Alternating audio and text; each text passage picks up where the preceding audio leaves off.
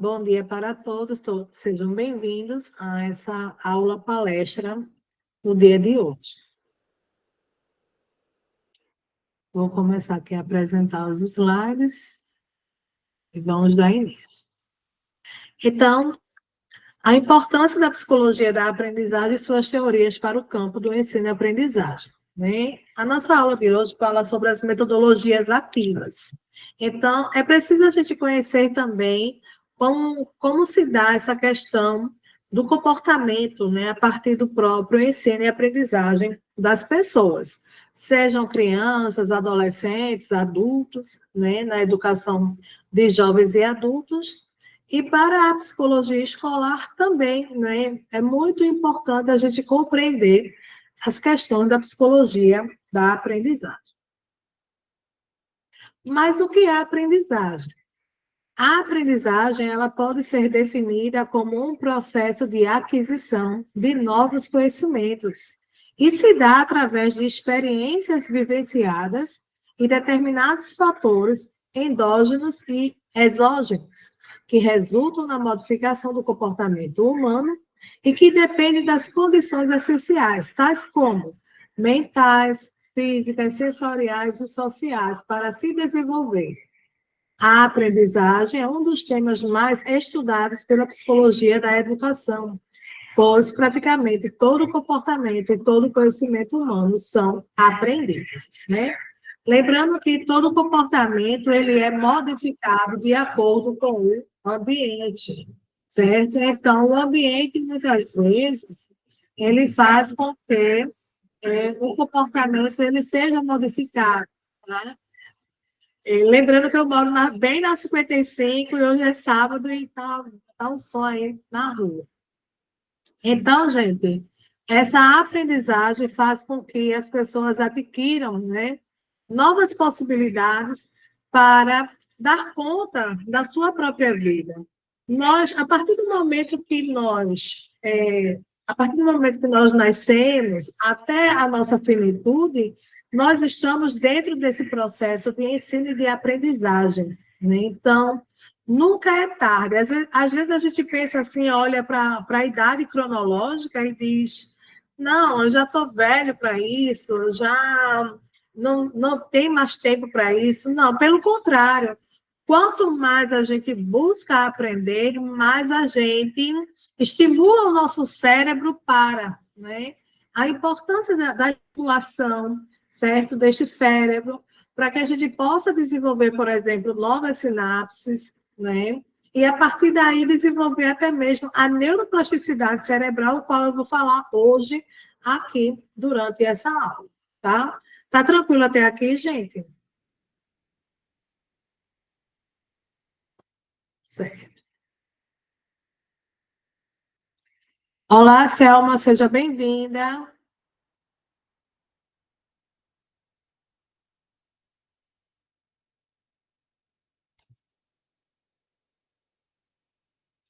Eu agora vou passar um vídeo para vocês.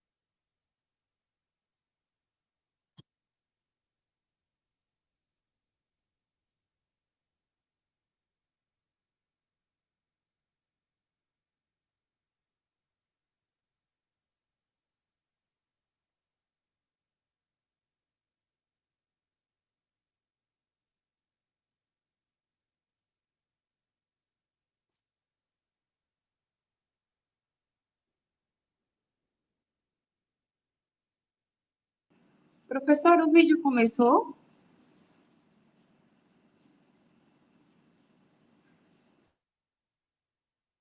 E não está passando aí, não? Aqui não, também não, professora. Aqui não, professora. Eita. No meu não, tá uma tela preta. O meu também. Ok. Não tem problema, vamos dar continuidade com a aula. Depois eu passo o vídeo, aí vocês assistem depois. Esse vídeo fala, na realidade, sobre um jovem aprendiz, né? Deixa eu voltar aqui para a tela com vocês. Fala sobre um jovem aprendiz que trabalha com barro, né? Tá ele e o mestre dele, mas aí o mestre faz com que o barro ele apresente uma energia, né? Uma luz, uma energia. E o jovem aprendiz, ele quer também trazer essa energia para esse barro, essa luz. Mas aí vem a questão da ansiedade, né? Vem a questão, né, da falta de paciência, muitas vezes, né? Mas aí quando ele se concentra nele, quando ele consegue perceber que o controle, o autocontrole, né, é essencial para o momento da aprendizagem, então ele consegue também irradiar essa energia, essa luz. Né? Então, é um vídeo curto, tá? Não tem fala nenhuma, é só o vídeo mesmo, né? Ali. E ele traz uma mensagem muito importante sobre essa questão da aprendizagem.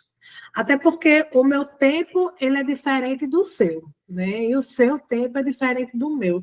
Assim também são as crianças, assim também são os adolescentes e os demais adultos, os idosos, né? Então, todos nós, nas fases do desenvolvimento, todos nós estamos ainda nesse processo da aprendizagem. Faz sentido para vocês? Sim.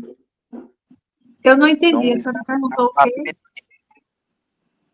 Faz sentido para você o que eu estava falando aqui? Sim, né? Sobre essa questão da aprendizagem, né? Todos nós estamos nesse processo, né? E quanto é importante a gente admirar, né? A gente administrar nossas emoções para que a gente possa perceber o que há de mais belo na vida, né? Então, estar nessa posição de eternos aprendizes, né? Nos faz também crescer enquanto pessoas, enquanto seres humanos, sempre subjetivos que nós somos, né? Até porque cada um traz a sua própria história. Olá, Selma.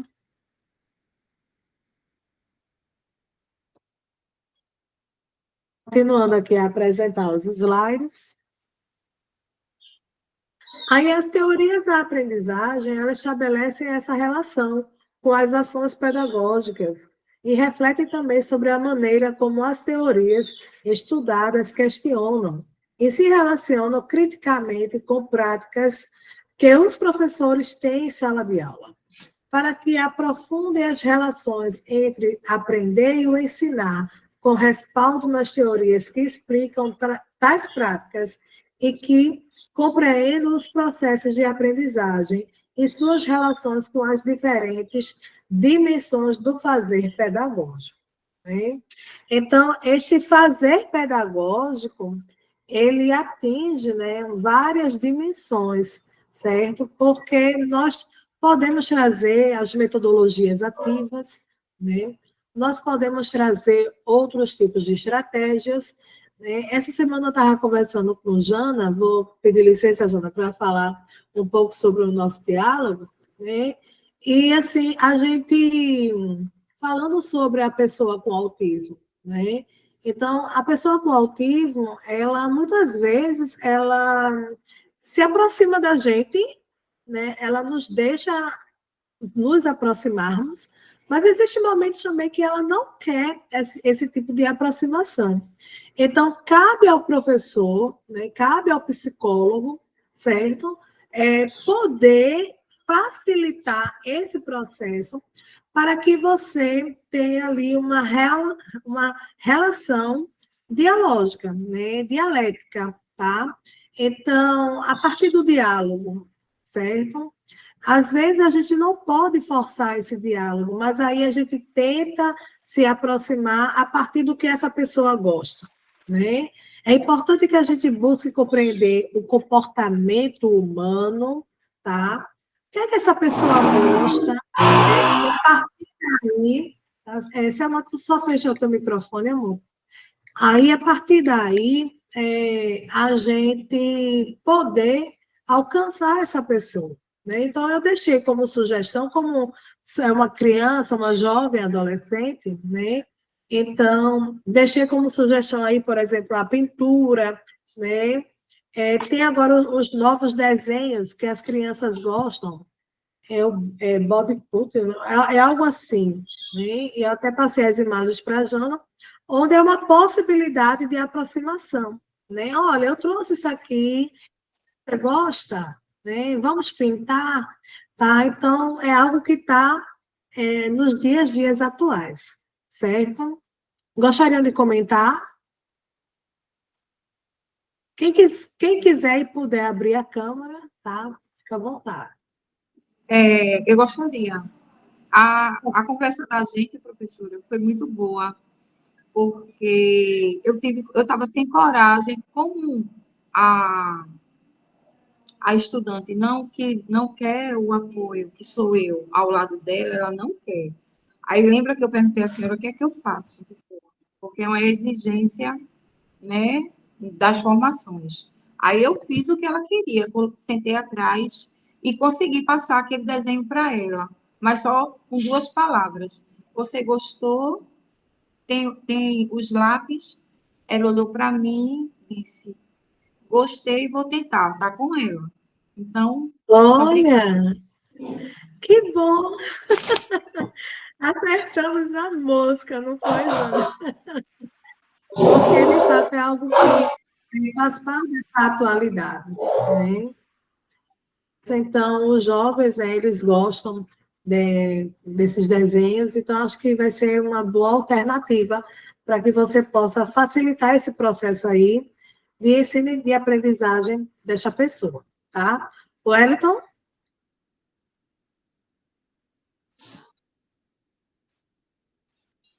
Wellington? Ô, professora, Você gostaria de comentar algo sobre? eu estou no trabalho aqui, aí quando eu Sim. tiver disponibilidade, eu dou um toque. Ok, Viu? tranquilo. Vou só acompanhar por enquanto aqui, mas eu estou com o gerente aqui perto aqui, eu já volto. Ok, querido, tranquilo. Viu? Ok.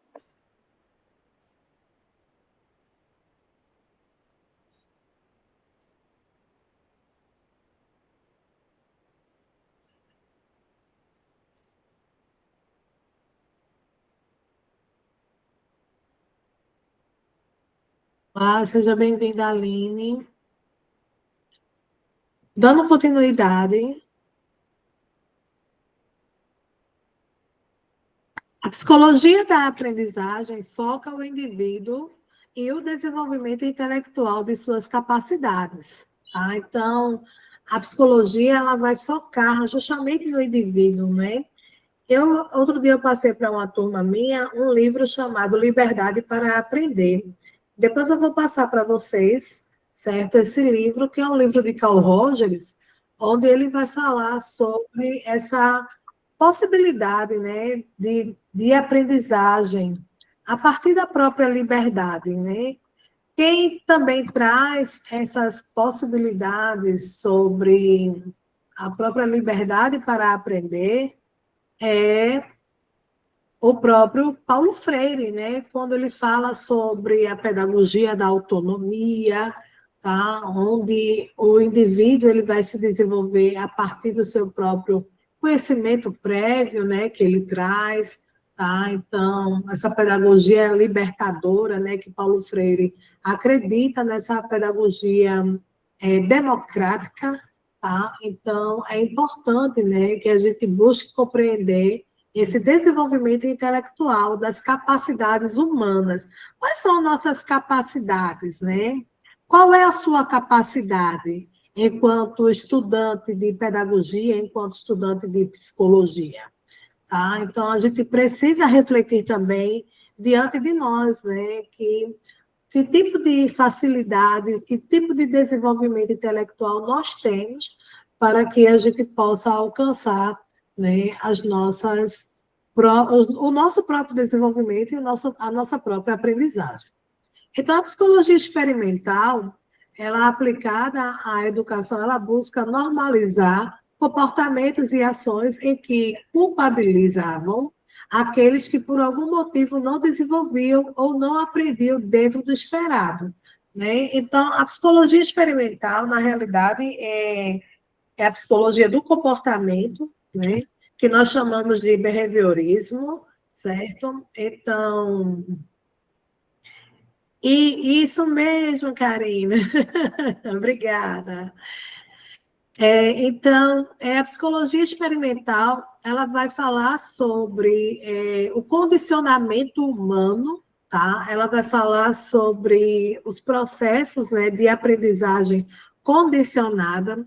Nós, né, que trabalhamos com autismo, né, e você que trabalha também, né, a gente tem um aluno em comum, que é o Flávio, né, a gente trabalhando com ele a partir dessas perspectivas do comportamento humano, a gente vai estimular essa criança, essa pessoa, né, para o desenvolvimento. Ontem a gente estava com ele lá na escola e a gente colocou os números para ele e ele começou a ler em inglês, né? Então, assim, é uma grande possibilidade. Eu acho isso maravilhoso, porque é uma forma da gente se aproximar, sabe? Então, é algo que ele gosta, né? Mesmo ele não tendo ainda o seu laudo totalmente fechado, mas eu acredito que, né, eu levanto essa hipótese para que aquela criança ali, eu acredito que está dentro do nível 1 de suporte, né? Então, e a partir dessa perspectiva, né, a gente pode aí buscar as suas capacidades, né? Continuando aqui. Ô, Érica, Ai, como é o nome do livro de Carl Rogers que você falou? Você sabe? sei Para sim, mim dizer. liberdade para aprender. Depois eu vou colocar lá no nosso grupo, tá certo, Eric? Obrigado, querida. Nada, meu amor. Aí vamos falar agora sobre as teorias do desenvolvimento e da aprendizagem.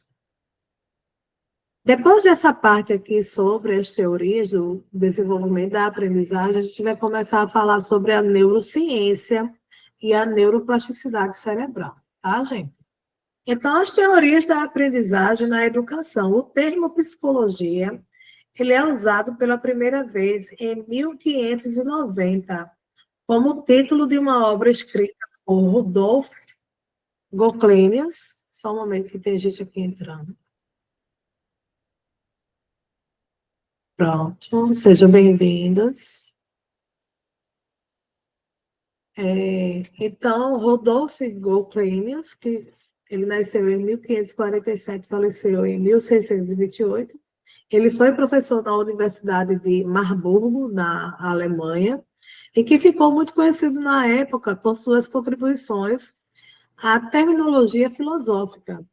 Logo de início, a história da psicologia irá se confundir com a história da filosofia até meados do século XIX. Né? Gente, lembrando que a própria psicologia, enquanto ciência, ela vem, né, da própria filosofia, certo? Que é essa forma de pensar, né? Então, os grandes filósofos, como Aristóteles, Platão, e entre outros, né, Sócrates, eles começaram a trazer essa possibilidade de pensamento, né?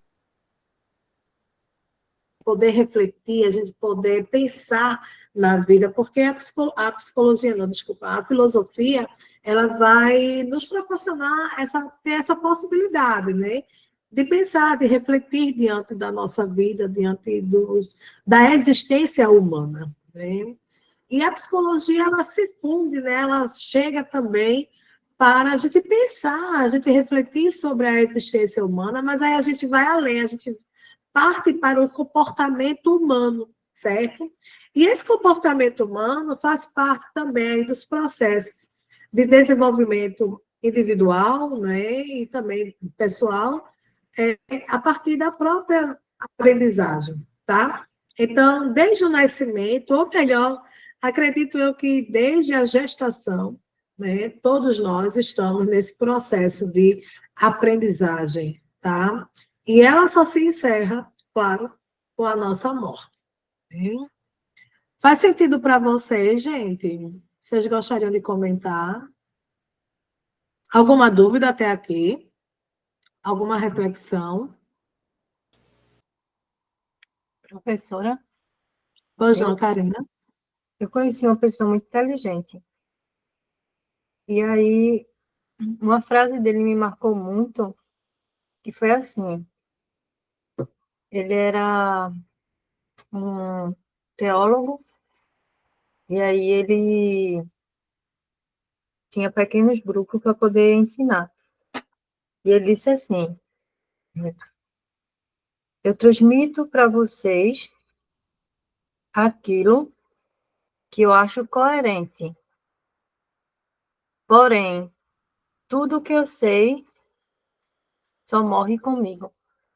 Eu achei tão fenomenal, porque os conhecimentos que a gente adquire, a gente pode transmitir para o outro, mas eu acho que a maior parte ainda fica para a gente. A gente que consegue acessar uma maior amplitude. E aí também traz a importância do estudo, porque Sim. é algo que não se retira.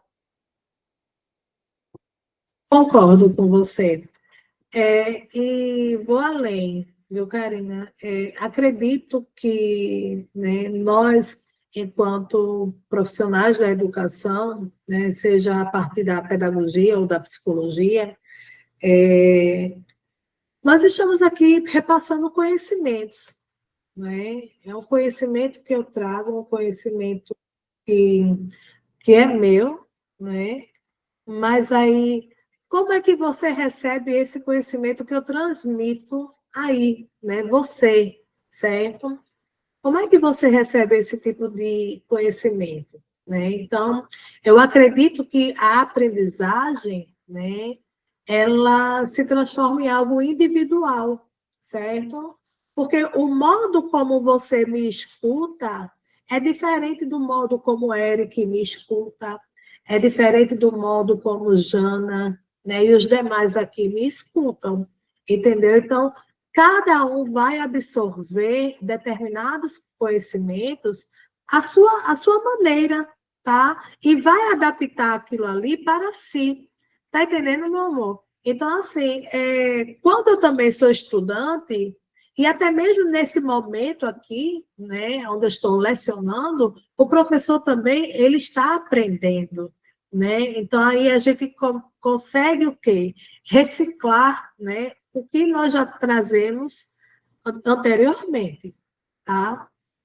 Faz sentido para você, Karina?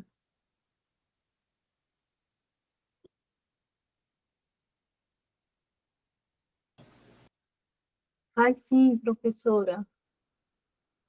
Ok, mais alguém gostaria de comentar? Nós somos aqui 11 pessoas, nós temos aqui alguns convidados, né? Meus alunos convidados, levantem as mãozinhas. Sejam bem-vindos, tá? Professora, Oi, vou dar uma colaboração agora. Ok, oi, Flávia. Olá, professora. Bom dia. É o que você falou, o aprendizado, ninguém nunca vai chegar ao auge do saber tudo, né? Sim. Dizer, o professor também aprende. A gente gosta muito de citar aquela frase do filósofo quando ele diz: sei que eu nada sei, né? E isso aí é o ápice, eu acho que é um ápice da inteligência, é você reconhecer que sempre precisa aprender, sempre tem algo mais. Um professor nosso, ele enfatizava muito em aula, o professor Domingos, que ele dizia assim: o ser humano é um ser em falta. E o que é que falta? Falta sempre aprender algo para ir tapando essas brechas. Mas essas brechas, elas sempre existem, porque a gente nunca vai chegar ao auge da sabedoria plena. Eu sei de tudo, eu sou tudo, eu faço tudo. A gente sempre precisa do outro, por não Sim. saber de tudo. E aí é a importância do aprendizado, de aprender, né? Cada dia mais. E saber que eu sei alguma coisa, mas alguém pode até aperfeiçoar aquilo que eu já sei. Que não é a plenitude do saber que eu sei. Eu sei de alguma coisa, né? E aí eu acho importantíssimo reconhecer que precisa aprender cada dia mais. É a minha visão. Ok, Wellington, muito bom, né? Também concordo, né? Eu sempre falo também, né, sobre essa questão do ser humano, ele não ser algo fechado, né? Nós não somos algo fechado, a gente não é um anel, uma aliança, né? Pelo contrário, a gente é esse espiral em movimento, né? Que nunca se fecha, tá? Então, o ser humano, ele é uma obra-prima inacabada, né? Ele é uma obra-prima que sempre precisa de algo a mais, mas que, porém, nós temos um certo tempo, né? Uma certa validade. E quando chegar a nossa validade, a gente vai partir, né? Deixar aqui o nosso legado, um legado que fica, né, com os melhores momentos, digamos assim. Os melhores momentos e daí a gente se torna eternos, né, na memória de alguém. Mas é isso. Nós estamos aqui, acredito nisso também, Wellington, né, nessa questão dessa aprendizagem, né, onde a gente está aqui sempre dentro desse processo. A partir do século XIX, com o positivismo de Auguste Comte, em 1798 até 1857, é que, de fato, a construção do conhecimento psicológico é fortemente influenciada. A partir daí, a psicologia se constitui num ramo de conhecimento definido através de um objeto de estudo delimitado em que busca compreender os processos mentais, os sentimentos, a razão, o inconsciente, as atividades psíquicas e o comportamento humano e até mesmo animal, né? Então, é justamente o que você traz aí, Wellington, sobre essa questão dessa falta, né, onde Freud ele vai trazer esse tipo de observação a partir do comportamento humano, né, quando ele fala sobre esse inconsciente, né, onde faltam, muitas vezes, as questões voltadas para esse processo, né? Então, é importante ressaltar que a psicologia ela surge como ciência de fato no século XX. Uma visão abreviada do seu nascimento nos remete ao primeiro laboratório de psicologia criado por Wilhelm Wundt, na Universidade de Leipzig, na Alemanha. No entanto, se essa foi a condição científica para que a psicologia recebesse o status de ciência, tal feito não explica questões muito mais amplas e cruciais à luz dessa nova área do conhecimento humano, né? Então, as questões subjetivas, né? Todo esse processo aí, ele começa a ser estudado de uma forma mais ampla, né? É aí quando o homem ele começa a entender que o homem ele não é só corpo, né? O homem ele é mente, ele é espírito, certo? Então, a psicologia ela é a ciência que estuda o comportamento humano, mas também é a ciência dessa alma humana. Quando nós falamos de alma humana, nós não estamos falando sobre religiosidade, tá, gente? Não, nós não estamos falando sobre isso. Nós estamos falando sobre a subjetividade humana, porque a nossa subjetividade ela está presente na alma humana, né? Vocês sabem que a psicologia ela tem várias escolas, e a escola que eu trabalho é a logoterapia, tá? A logoterapia ela vai falar sobre o sentido da vida, né? E Viktor Frankl, ele é claro quando ele diz que o sentido da vida está na dimensão noética, né? Ou seja, na dimensão da alma, tá? Então, a nossa subjetividade, os nossos sonhos, a nossa fé, certo? A nossa esperança estão justamente aí dentro da nossa subjetividade. A nossa aprendizagem também, vejam, é algo que a gente não toca, né? Se a gente vai, por exemplo, no médico, ele vai aferir sua pressão, ele vai tocar no seu braço, ele vai aferir sua pressão. Se ele quer ver a sua imunidade, ele vai precisar tirar o seu sangue, né? E vai fazer ali o exame, certo? Para ver a imunidade. Mas, para ver a imunidade das emoções, para ver a questão da aprendizagem, né? Então, tudo isso faz parte dessa subjetividade humana, então, é algo que a gente não toca, né? Como é importante a gente compreender isso. Então, aqui, gente, eu trago alguns teóricos, né? Que é Jean Piaget, Henri Vallon e Levi Vygotsky, tá?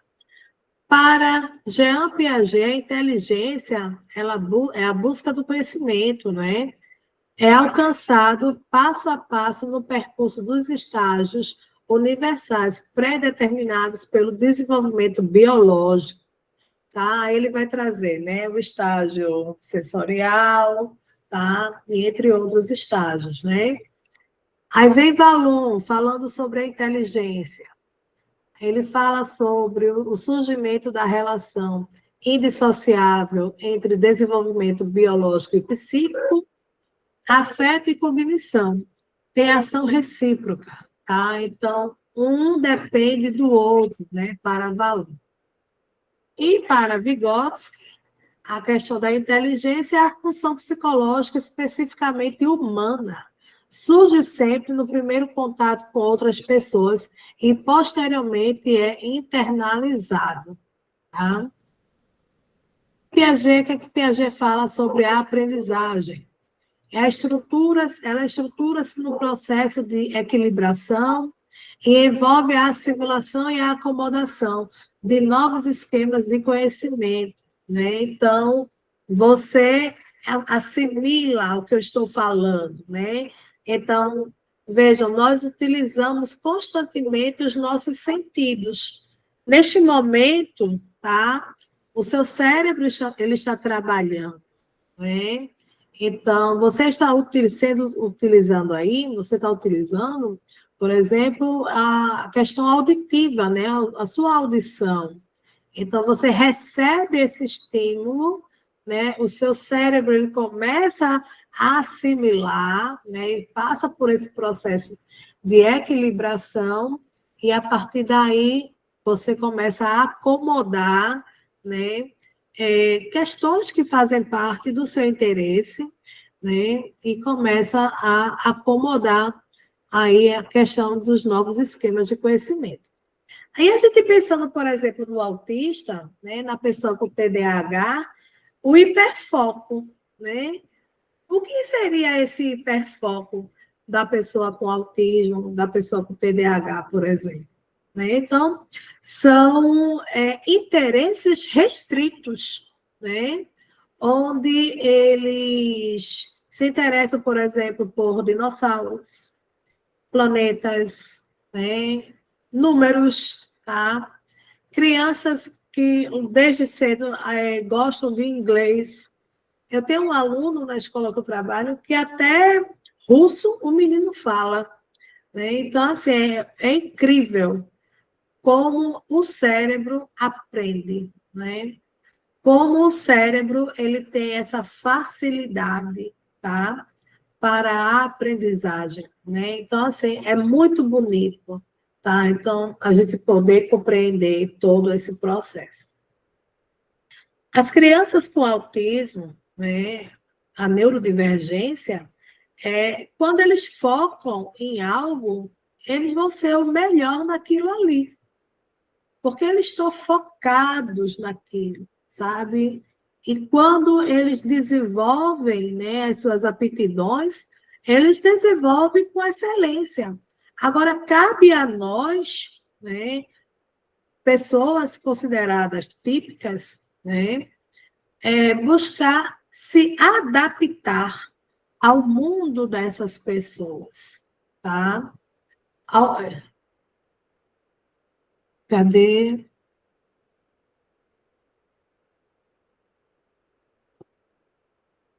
Pois é. Minecraft em montagem rápida, genial, sua aprendizagem. Nós que temos dificuldade de acompanhar. Pois é. Né? É isso aí, meninas. Né?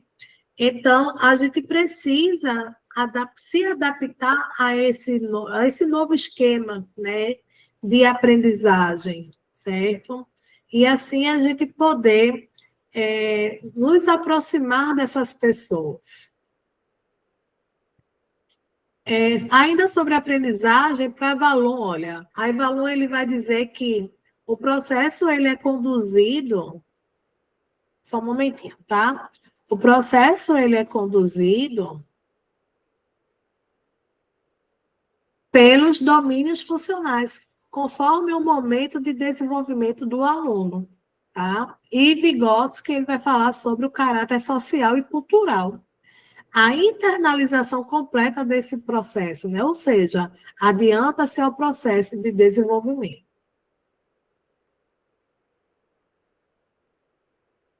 Alguém levantou a mão? Não, né? Então, pois é.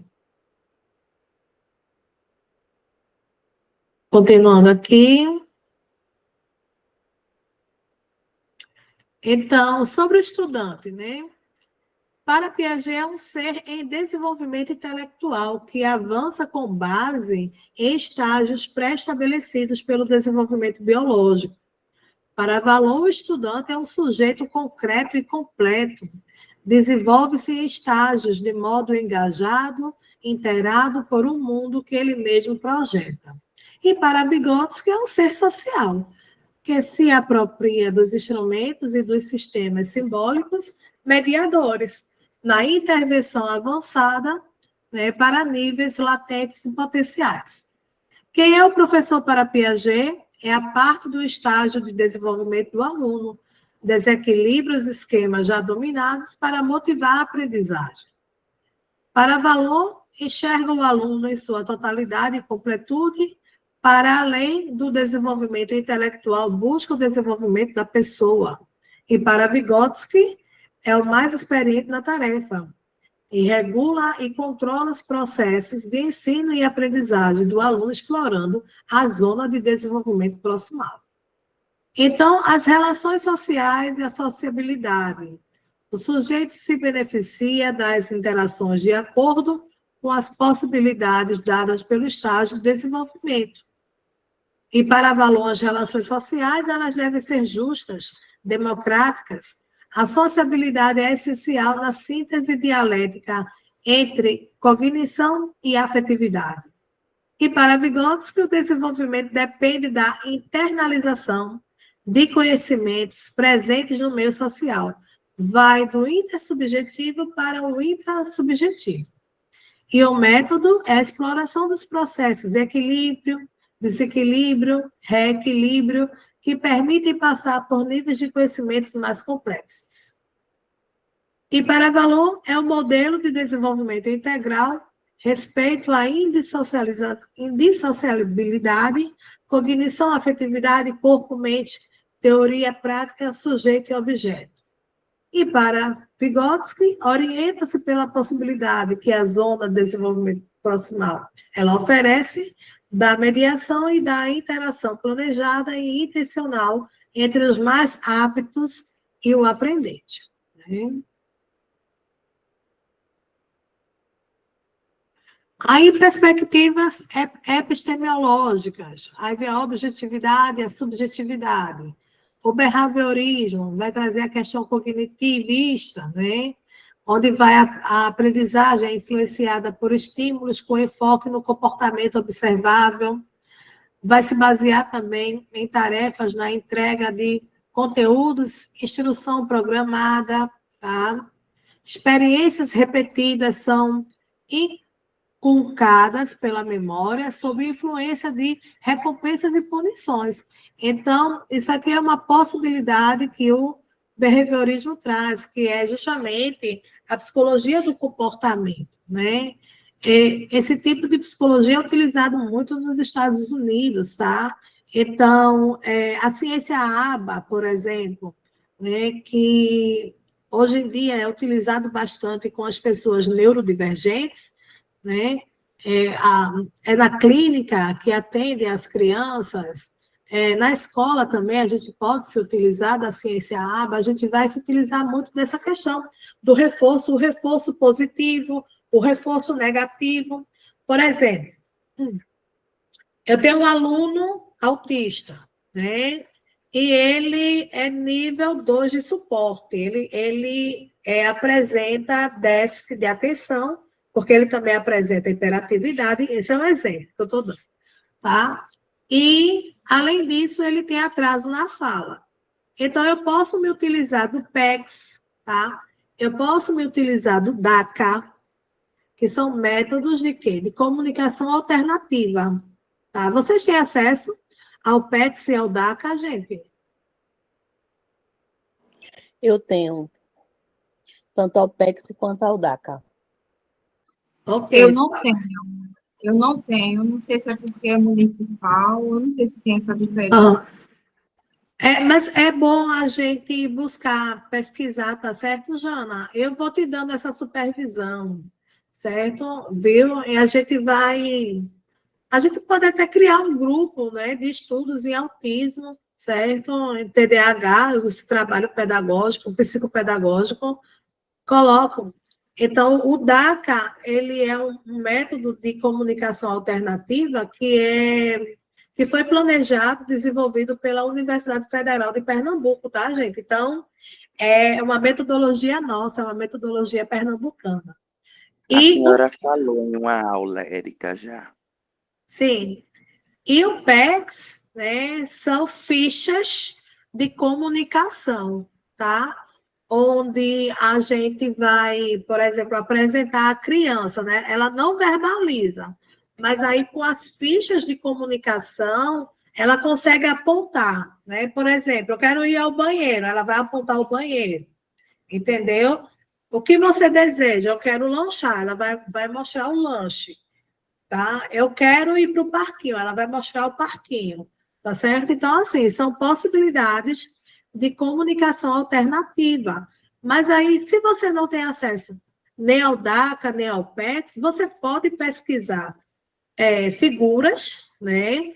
Onde você pode recortar, plastificar e você utilizar como comunicação alternativa para que você tenha uma comunicação com o seu aluno, não é?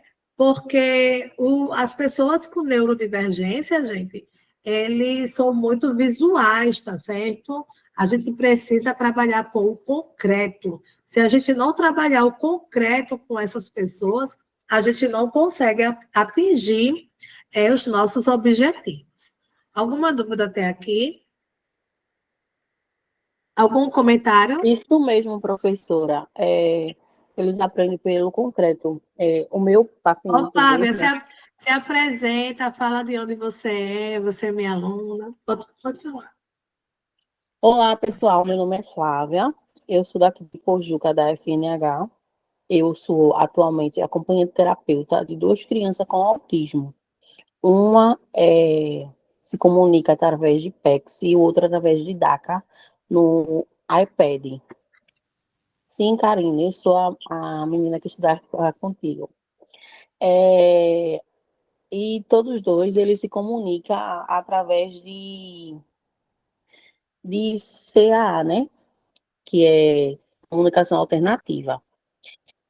E o da manhã, ele é nível de suporte 3 e ele tem hiperfoco em tecnologia. Então, ele usa o PEX, que é figuras, onde ele escolhe o que ele quer. Por exemplo, eu quero ir ao banheiro, aí ele aponta, eu quero ir ao banheiro.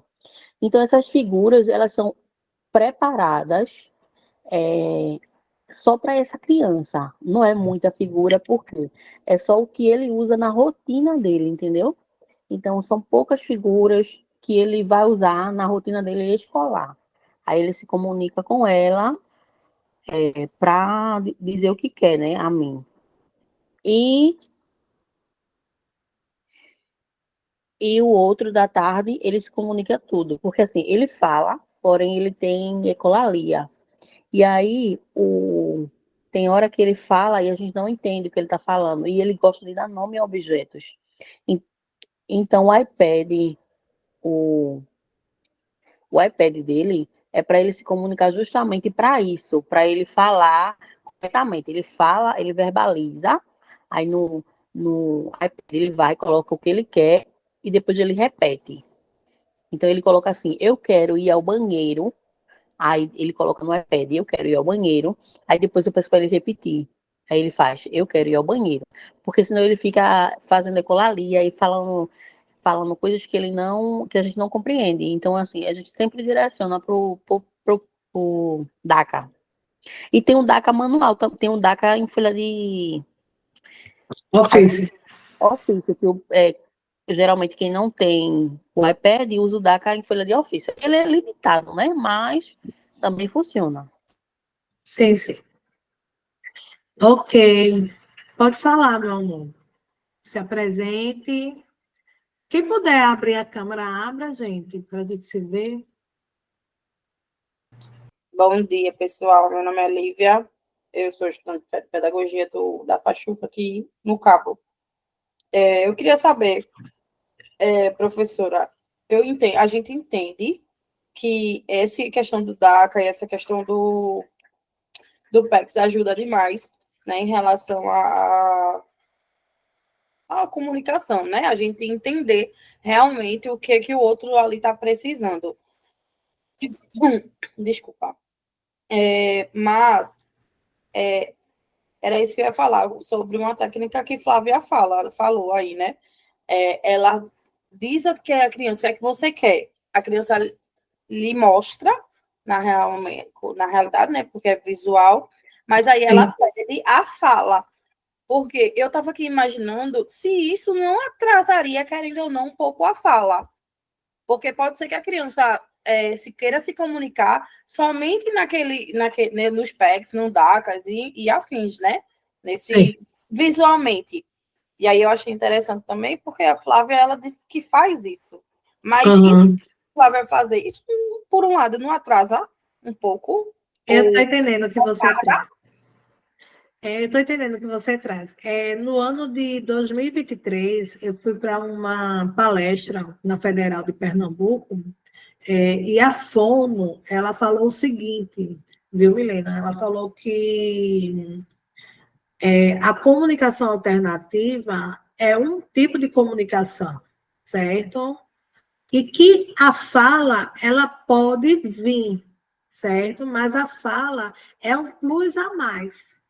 E que a gente não ficasse preso esperando essa fala. Ela vai chegar com os estímulos que a criança recebe, certo? Mas o importante é que a criança ela se comunique, mesmo que ela se utilize da comunicação alternativa, como, por exemplo, o PEX e o DACA, certo? Então, é importante que a gente busque se comunicar com essa criança, mesmo que seja por fichas, né? E buscando estimular essa criança, porque se essa criança recebe estímulos a partir da musicoterapia, se essa criança recebe estímulos com a fono, tá certo? Com a TO, com a psicóloga, com a ciência ABA, ela vai se desenvolver, tá? Agora, crianças que não estão em terapia, infelizmente, vai aí haver um retardo, de fato, nesse desenvolvimento dessa fala. Fez sentido para você, Milena? Sim, fez sim.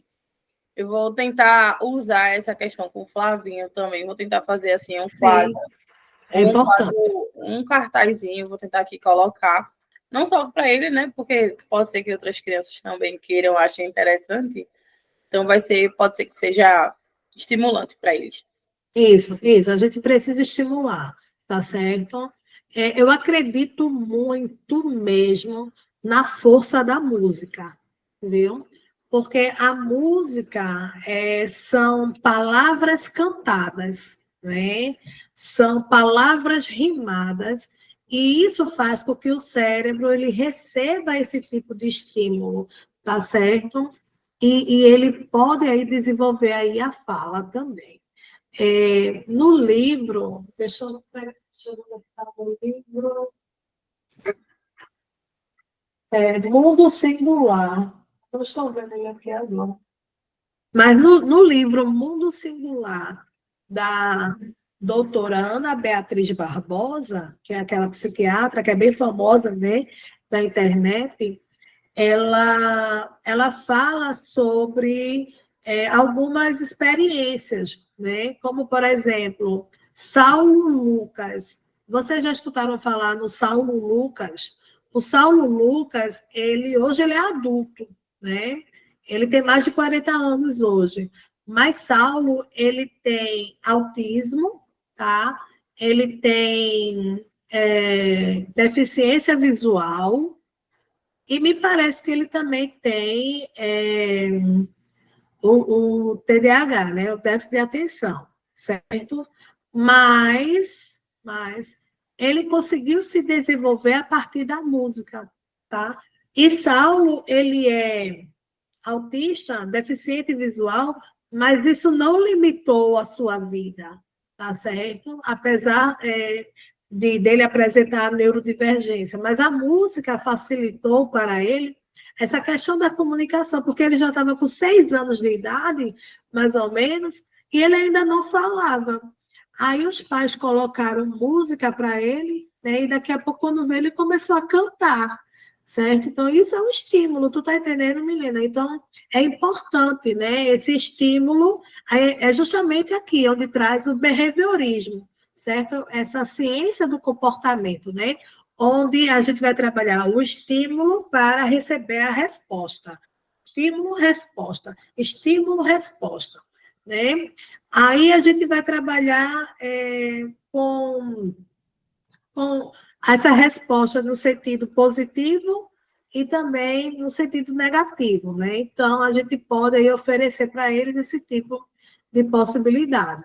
Alguma dúvida até aqui, gente? Muito bom essa participação de vocês, viu? Muito bom mesmo.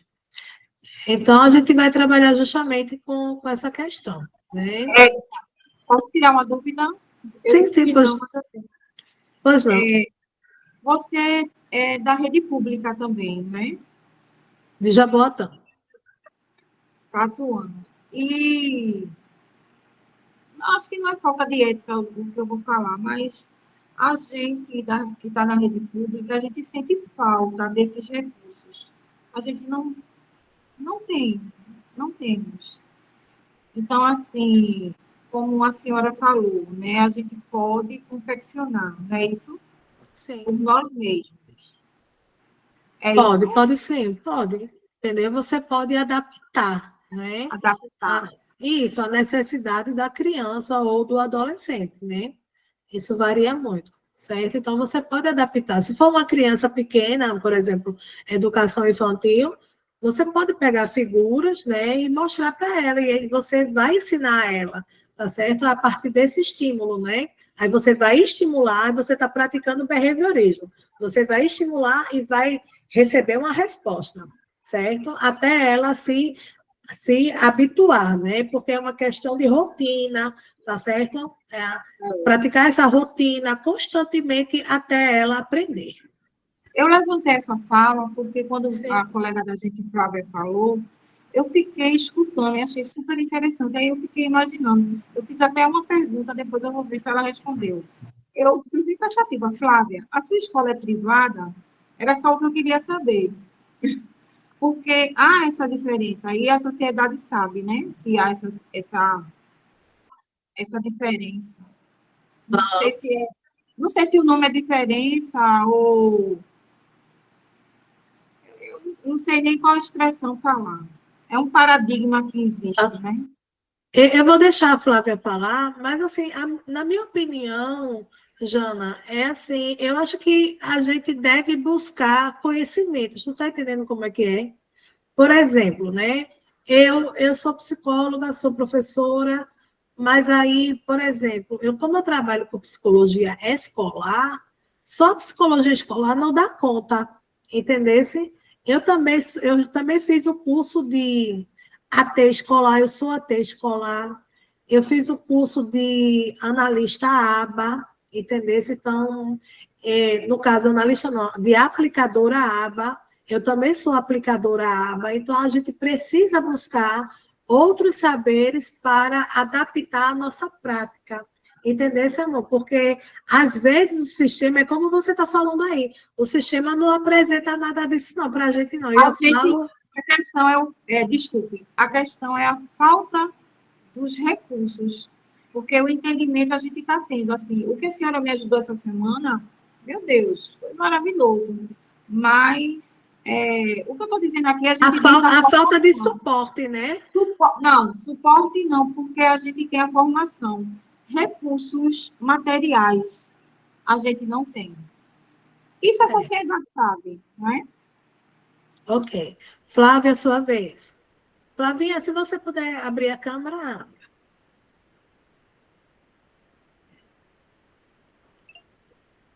Tá, professora, eu abri agora, é porque eu tô aqui na cozinha. Olá, tudo bem? Vê só, eu trabalho em uma escola privada e uma pública. De manhã é municipal, aí no Cabo. E à tarde aqui em Pojuca, em uma privada. É, a municipal realmente tem essas limitações, que elas não dão o recurso assim necessário, tipo, é, você tipo precisa de imprimir alguma coisa e tal, e geralmente as escolas elas limitam muito isso. Mas assim, eu desenvolvi algumas habilidades, né, ao longo dos anos estudando e tal. Então, a gente pode adaptar. Por exemplo, você pode montar o PEX para a sua criança, ou o DACA. Não o PEX, né? Porque o DACA ele já é lá estruturado. Para a sua criança online. Como é que eu faço isso? No Canva. Eu utilizo o Canva e aí eu coloco imagens que geralmente ele usa no dia a dia. Entendeu? Então, o Canva ele tem uma ferramenta ampla e vasta para você utilizar. Aí você pode criar esse recurso, essa rotina visual para a criança, para que ela possa seguir uma rotina. E a gente na escola não está só para tipo, acompanhar, tá ali dando suporte nas atividades, a gente está para desenvolver né, na criança habilidades para a vida. E aí tem toda uma questão de tipo, ajuda ele a conseguir ficar na sala, ajuda ele a conseguir descer uma rampa, a andar em uma fila. Tudo isso você mostrando a ele com antecedência, porque como a professora falou, né, eles são visuais. Então, por exemplo, se eu for fazer uma atividade, geralmente o professor ele não adapta a atividade, porque é muito aluno, eles sempre não têm aquele tempo. Se eu for adaptar uma atividade de matemática, mas a minha criança ela não consegue atingir ainda a adição. Então, como é que eu posso fazer? Eu posso colocar vários peixinhos e ele vai somar uma casinha com 5 peixinhos e a outra casinha com 5. E aí ele vai conseguir somar a adição, porque eles são visuais. Se você falar muito texto, muita coisa, eles não conseguem compreender. Mas com estímulos visuais, ele consegue entender. E ele consegue, tipo, seguir uma rotina com você quando você mostra, ó, antecipa. Ó, você vai fazer isso daqui a pouco. Não, agora não, espera, que daqui a pouco você vai descer. Entendeu? Isso mesmo, tem criança que tem hiperfoco. E é isso. O meu mesmo, eu precisei ter muita paciência, porque ele tinha hiperfoco em assistir TV, né? Então, na escola, tinha uma biblioteca e ele precisava o tempo todo estar lá assistindo. Então, assim, para ele conseguir parar de assistir TV na biblioteca, demorou. Mas a gente conseguiu tirar ele. Então, foi gradativo, assim. Demorou, mas foi gradual. Sim. logo no começo ele ficava até de 8 horas. É como se fizesse o desmame, né, Flávia? Isso, isso. Aí logo no começo ele chegava na escola, já queria TV. E aí a gente foi alternando atividade TV, atividade TV. Depois, no segundo ano, ele já ficou menos tempo, aí ele foi para 9. E aí, tipo, no outro ano, aí a gente conseguiu colocar ele até, tipo, ele entrar até 10. E esse ano, ele agora não vai mais para a TV, entendeu? Porque se você tirar de uma vez, é difícil. Mas você Sim. tirando gradual assim, eles conseguem, entendeu? Então, assim, Isso. parece que não tá avançando, mas está avançando. É, É isso. devagarzinho, né? Eu Devagarzinho acho a que gente eu chega falei lá. tanta coisa. Desculpa aí, Foi pessoal. ótimo, Flávia. Não, Maravilhoso. tranquilo, Flávia. Obrigada, Flávia. Nem nada, meu bem. O nível de Olá, suporte é 2 e o outro é 3. ok. Chegou aqui Mirela, seja bem-vinda, Mirela. Então, gente, aí no behaviorismo também vai falar, né, sobre o reforço negativo, o reforço positivo, certo? Por exemplo, né, essa questão aí da TV que Flávia trouxe, se continuasse a estimular ele com a TV, né, poderia se tornar aí um reforço negativo. Por exemplo, porque se essa pessoa se desorganizasse, aí Flávia iria pegar ele, iria levar para a biblioteca. Seria um reforço, um estímulo, mas negativamente, entendesse? Porque ele sabia que ele iria aprender que quando ele se desorganizasse, se ele chorasse, Flávia ia pegar ele e ia levar ele para a biblioteca. Entendeu, gente? Então, nós chamamos isso de reforço negativo. Agora, o que seria um reforço positivo, né? O reforço positivo seria, por exemplo, a Flávia fez atividade com ele adaptada de matemática, né? Mostrou os peixinhos, ele fez, né, essa atividade e Flávia foi e deu a ele um pirulito, digamos assim, né? E isso é um reforço positivo. Ou ela poderia combinar com ele, né? Trabalhando a previsibilidade. Gente, quando a gente trabalha com autismo, tá? A gente precisa trabalhar a previsibilidade, tá certo? Olha, se você fizer tal atividade, você vai poder ir para o parquinho, um exemplo. Você vai ficar lá 15 minutos. 15 minutos no parquinho. Deu os 15 minutos, a gente vai voltar para a sala de aula. Entendeu? Então, isso é um reforço positivo, tá? E isso faz parte do behaviorismo. Alguma dúvida até aqui? Quem puder abrir a câmera, abra, gente. Alguma dúvida até aqui sobre o behaviorismo? Tudo certinho, professora. Perfeito. E tipo, a senhora está falando o que eu faço, eu estou bestinha. Ok, meu amor. Tá? Vamos lá. Agora sobre a questão cognitivista, né? O cognitivismo vai trazer a aprendizagem como um processamento da informação estruturada, proposital e influenciada por experiências prévias, né? Ou seja, vai trabalhar a previsibilidade. Aulas expositivas também, com objetivos claros e foco na transmissão de conteúdos, como essa aula aqui, por exemplo, certo? Memória, né, atua na codificação, armazenamento e recuperação de informações do conhecimento, certo? Então, a memória, ela vai justamente, né, trazer essa possibilidade, né, que é uma condição humana, onde a gente vai aí armazenar, onde nós vamos armazenar, né, a gente vai recuperar informações.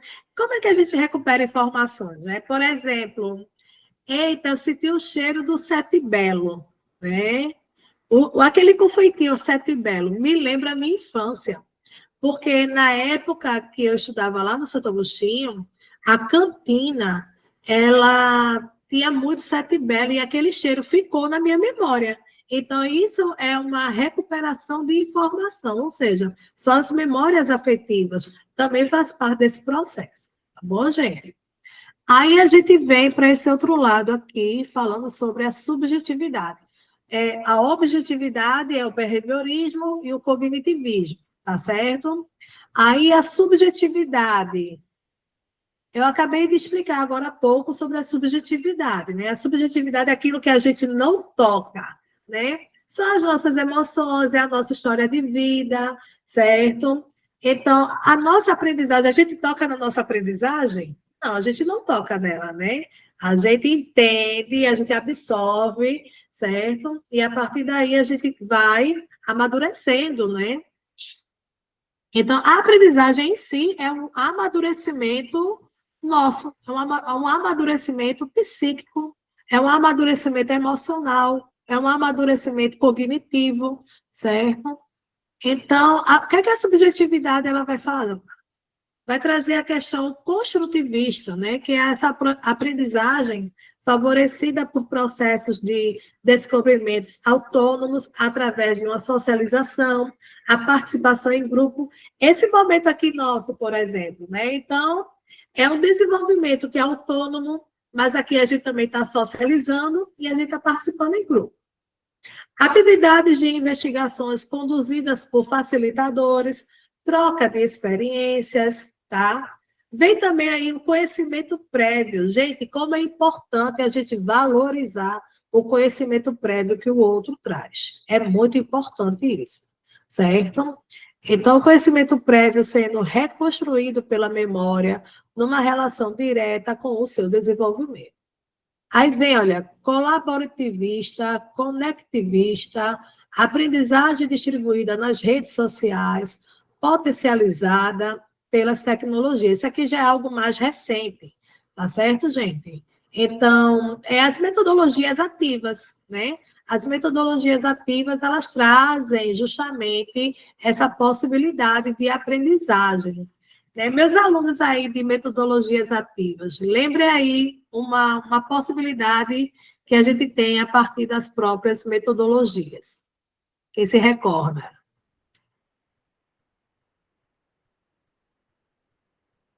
Pode falar, Jana. Ô, professora, são duas perguntas. Sim. Depois eu vou responder o que a senhora perguntou, porque eu não entendi direito. Qual é o autor que fala sobre o conhecimento prévio? É Piaget? Eu tenho essa Sim. dúvida.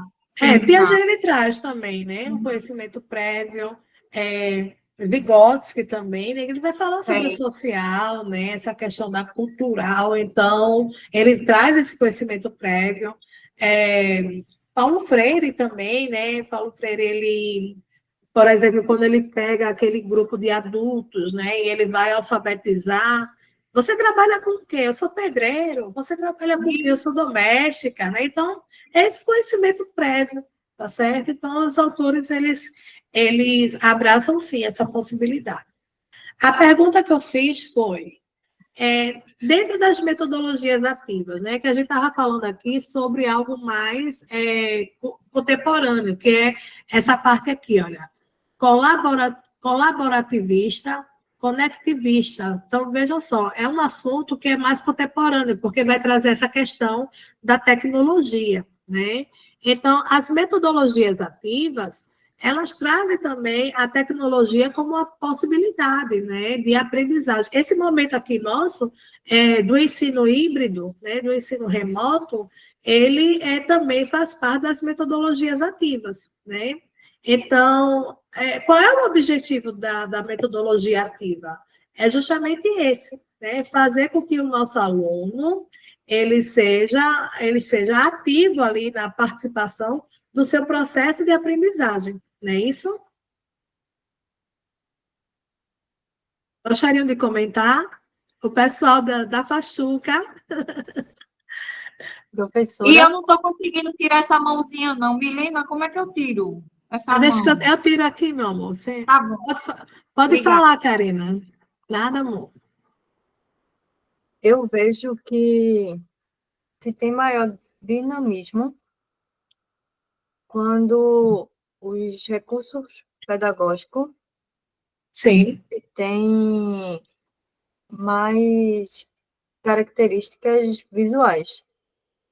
Eu vou dar um exemplo. Você está aprendendo a língua inglesa.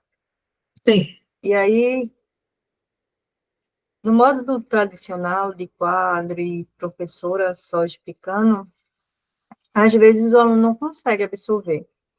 Mas aí você traz um jogo e aí coloca ele em algum dispositivo tecnológico, se não tiver a tecnologia, alguma cartolina, alguma coisa que se possa fabricar um jogo, né, visual, e Sim. você bota os alunos para fazer a resolução desse jogo, você vê como eles fazem de uma forma mais rápida. Ou seja, Sim. tipo,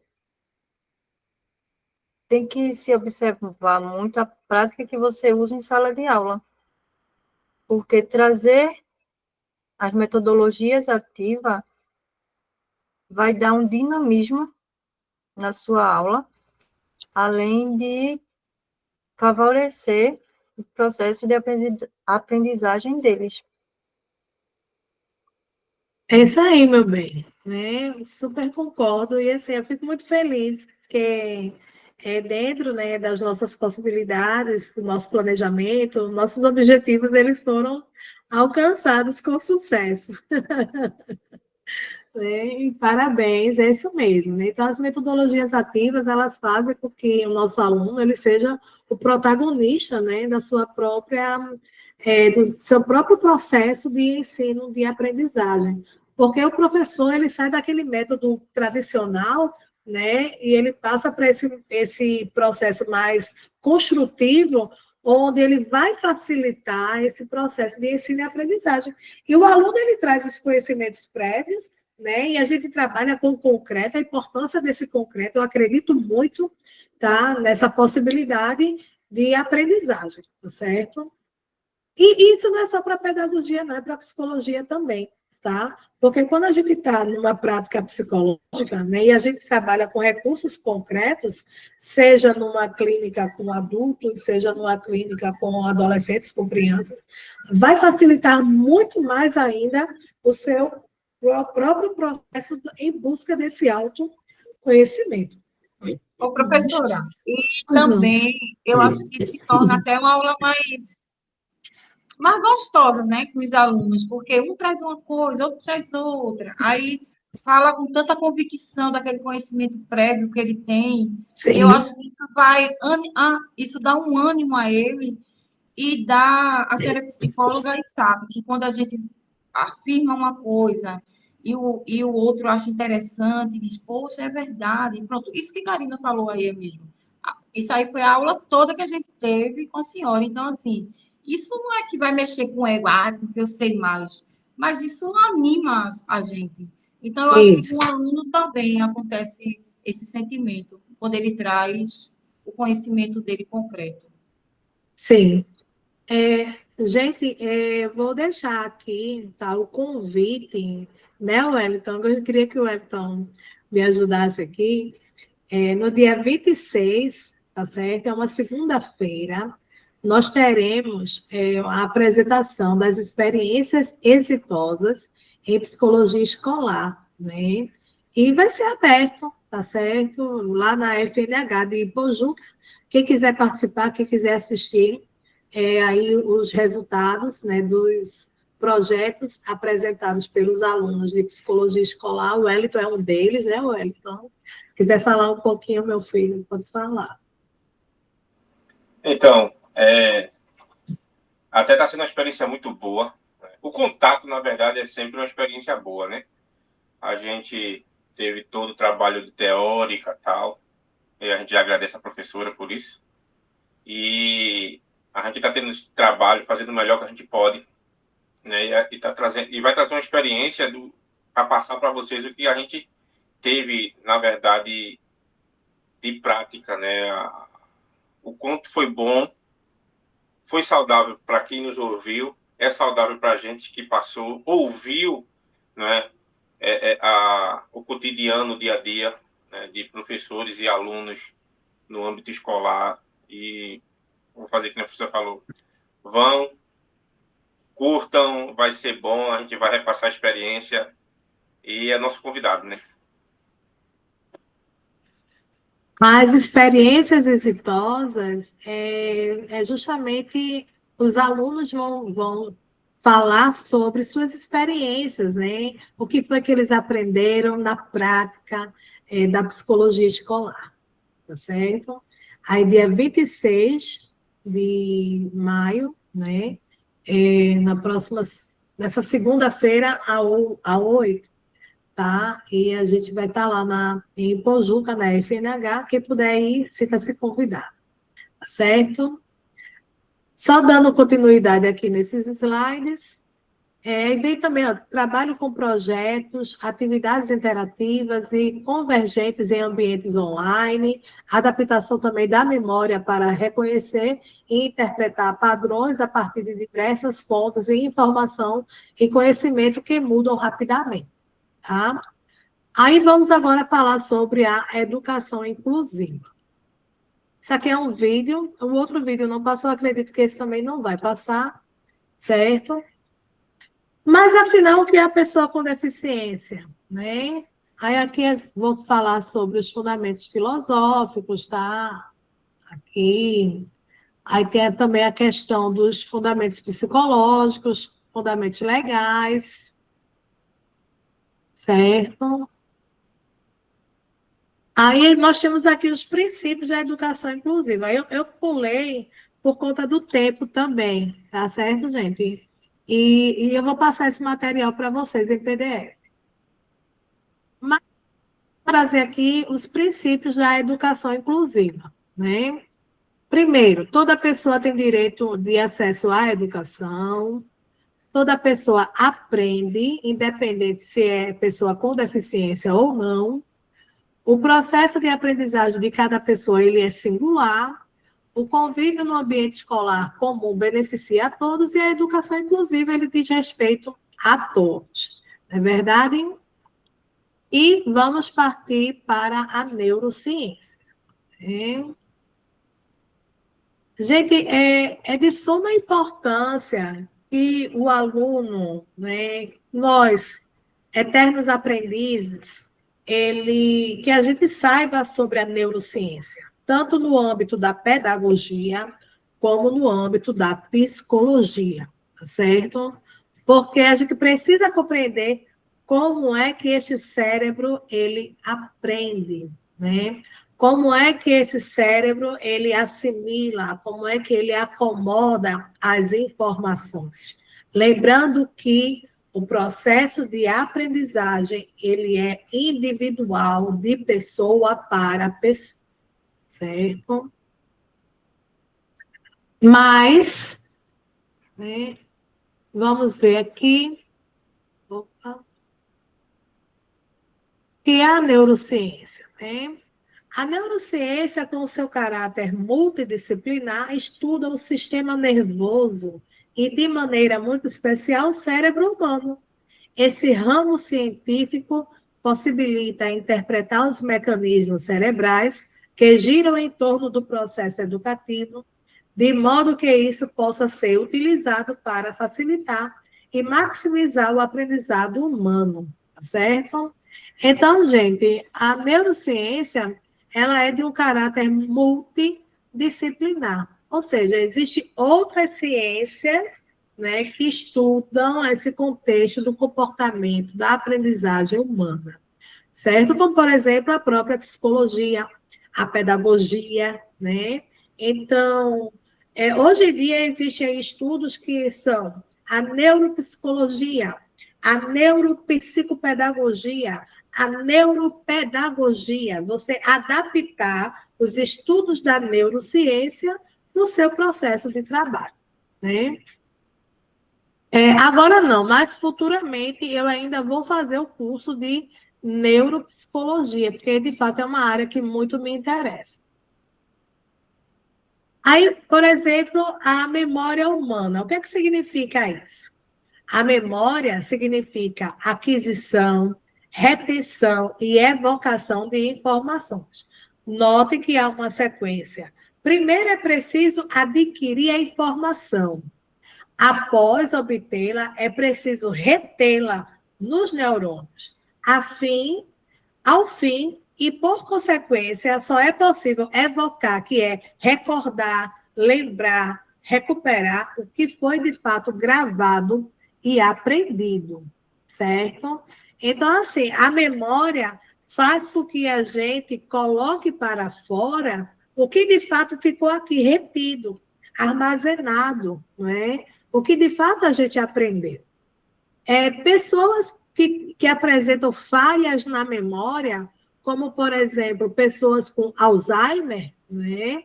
Essas pessoas, elas trazem uma memória do passado, tá? A memória recente, elas perdem, certo? E assim, e o Alzheimer, ele é uma doença degenerativa, tá? Onde vai fazer com que este ser humano, ele tenha um processo, né? Onde ele vai regredir, certo? Eu já tive, né, contato com uma pessoa com Alzheimer, que a minha mãe já faleceu há 6 anos, a minha tia-mãe, e ela, a gente passou por esse processo aqui em casa, né, do Alzheimer. Não é um processo tão fácil, tão simples, tá, gente?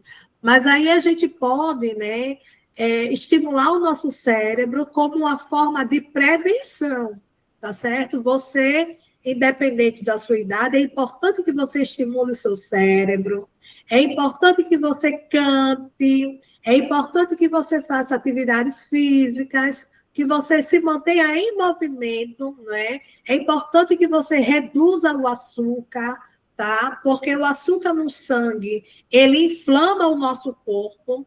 Por exemplo, né? Pessoas que têm problemas, transtornos com ansiedade, qual é a comidinha preferida da ansiedade? É o doce, gente, né? Eita, estou ansiosa, toma um chocolatezinho. Quando vem uma caixa inteira, é uma barra de chocolate inteira, certo? Mas aí, quando a gente vem para essa questão, né, da neurociência, a questão do corpo, tá? O açúcar, quando ele chega no corpo, ele começa a inflamar esse corpo. Ele inflama também a questão do nosso cérebro, tá certo? Então, o que é que faz parte desse açúcar, por exemplo? As massas, né? É o pão, é o macarrão, não é só o chocolate, tá? Então, a gente também precisa ter cuidado com a nossa alimentação, certo? Então, uma boa alimentação, ela é primordial para todos os campos da nossa vida, né? Então, é preciso que a gente busque adquirir esses conhecimentos para que a gente possa colocar em prática. Faz sentido para vocês? Olha só, muitos alunos, né, muitas crianças que nos procuram também na questão clínica da psicologia, vocês podem perceber que eles têm uma alimentação, não é, que muitas vezes não é uma alimentação tão saudável, certo? E assim, crianças com autismo, muitas têm intolerância à lactose, por exemplo, né? Muitas vão apresentar uma seletividade alimentar. Muitas crianças só querem uma coxinha, um salgadinho, um docinho, não quer um feijão, certo? Não quer um macarrãozinho, não quer uma verdura. Tem crianças aí que nunca não comeu nem uma verdura, nem uma fruta, né? Mas, assim, a gente precisa, né, buscar compreender também esse processo, porque faz parte, né, do próprio desenvolvimento do próprio corpo. Tá tranquilo até aqui? Ai, gente, esse é um vídeo, tá? Que som é esse? E aí, deixa eu tentar passar aqui.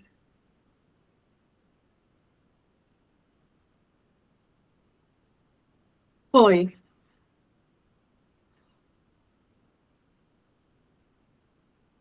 E aí, gente, que som é esse?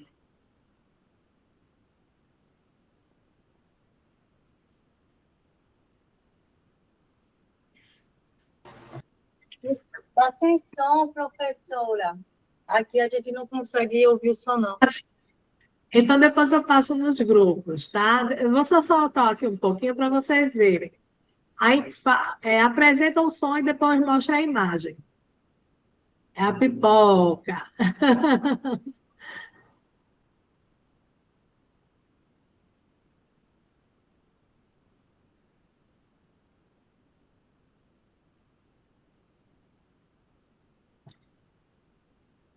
Então, até mesmo os sons, né, que são emitidos, o nosso cérebro ele consegue identificar. Por quê? Porque faz parte da memória, né? Então, ou seja, a gente aprendeu, a gente reteu que aquele som ali é o som da pipoca estourando, né? A gente aprendeu que quando a gente bate na porta, aquele é o som de uma pessoa batendo na porta, né? Então, tudo isso faz parte também desse processo de memória, ok? Aí, memórias e emoções, né? Podemos dizer que as emoções, apesar das divergências teóricas acerca da sua conceituação, refere-se ao estágio psicológico, como exemplos de raiva e alegria, e eles são frutos de uma relação rápida, circunstancial e espontânea, normalmente associada a acontecimentos inesperados. Portanto, como se observa as emoções, elas surgem porque algo ao nosso redor ganhou um certo nível de importância e de significado, e por isso mesmo produzimos reações no nosso funcionamento psicológico e fisiológico. Né? Então, as emoções, elas são também algo aprendido, né? Ou seja, se eu tenho uma raiva, eu vou ter uma raiva por algo que aconteceu, né? Se eu vou ter uma alegria, eu também, veja, isso faz parte, né, dessa questão comportamental do ser humano, ok?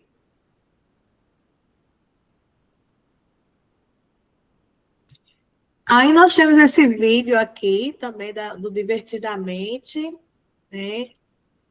Memória, leitura, tá? Vamos agora falar sobre a neuroplasticidade, para a gente ir encerrando. O tempo passou, não foi, gente? Foi. Eu comecei a aula, era 8h50, rapidinho. Mais de uma hora de aula. Vai fazer 2 horas de aula. Vamos lá. Neuroplasticidade é a capacidade que o sistema nervoso tem de se modificar e se adaptar aos estímulos, tá certo? Por exemplo, né?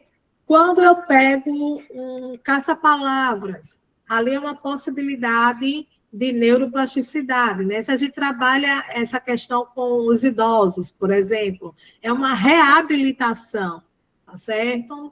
Se a gente trabalha com quebra-cabeça, certo? Com o jogo da memória, né? Leitura, tá certo? Com canções também, nós estamos estimulando o nosso cérebro para que ele possa desenvolver a sua neuroplasticidade cerebral, né? Quando a gente completa 30 anos de idade, né, a gente sabe que a gente perde metade dos neurônios, certo? Mas aí os cientistas, né, estudando, eles nos trazem, por exemplo, além da própria neuroplasticidade, a construção de novas células, né, que são as células da glia, que vai substituir esses neurônios. Mas aí vem também as sinapses, né, que elas são super importantes também para o nosso desenvolvimento, certo? Aqui é um vídeo. Cadê?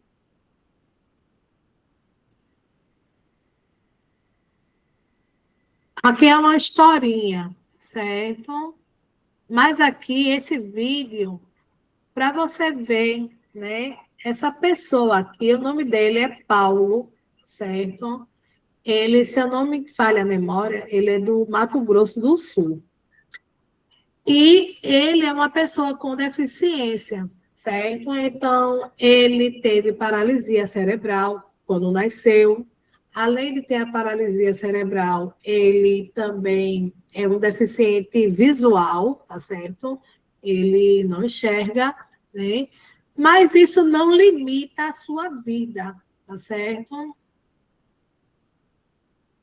Isso, deixa eu ler aqui que Karina colocou. As células da glia, juntamente com os neurônios, desempenham um papel fundamental na neuroplasticidade. Isso mesmo, que é a capacidade do sistema nervoso de se adaptar e mudar as respostas. Isso mesmo, meu amor. Tá? Ou seja, como eu falei, né? A gente está aqui buscando fazer uma readaptação deste cérebro. Né? Então, gente, o professor, olha, da musicoterapia, né? Ele traz a música, tá? Para essa pessoa aqui, né? Que é deficiente, mas a sua deficiência não o rotula, né? Isso é muito importante, que a gente precisa quebrar esses rótulos, não porque ele é autista, não. Ele é João, ele é Maria, né? Eles têm a sua subjetividade, e a gente precisa aproveitar isso, certo? A gente não pode trabalhar em cima de um DSM, né? A gente precisa trabalhar em cima de uma pessoa, de um sujeito. Então, ele canta, tá certo? Isso aqui que ele canta é uma música do Alok. Deixa eu ver se eu consigo colocar e se apresenta algum som aí.